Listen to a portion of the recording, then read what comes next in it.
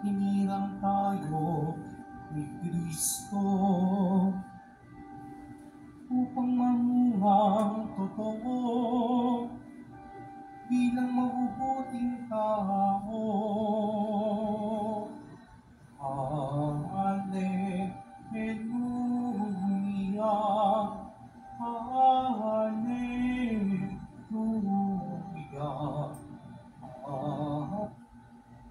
Sumainyo ang Panginoon. At sumairin. Ang mabuting balita ng Panginoon ayon kay San Lucas. Papuri sa iyo, Panginoon.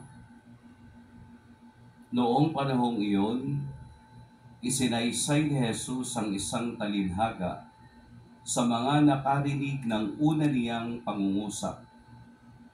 Ginawa niya ito sapagkat malapit na siya sa Jerusalem, at ang akala ng mga tao ay itatatag na ang kaharian ng Diyos.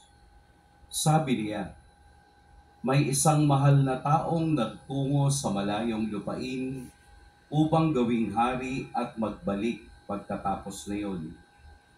Bago siya umalis, tinawag niya ang 10 sa kaniyang mga alipin.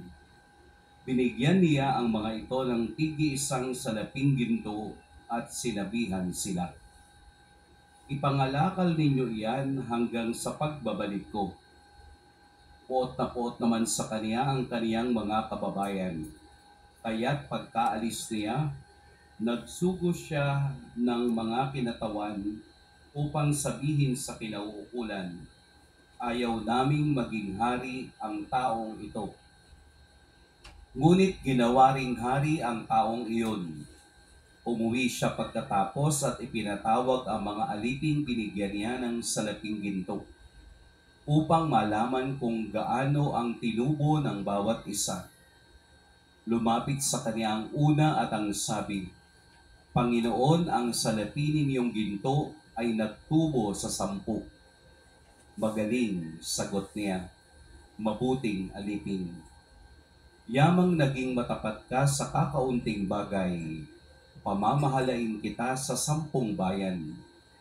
Lumapit ang ikalawa at ang sabi, Panginoon, ang inyong salaping ginto ay nagtubo ng 5. At sinabi niya sa kanya, mamamahala ka sa 5 bayan.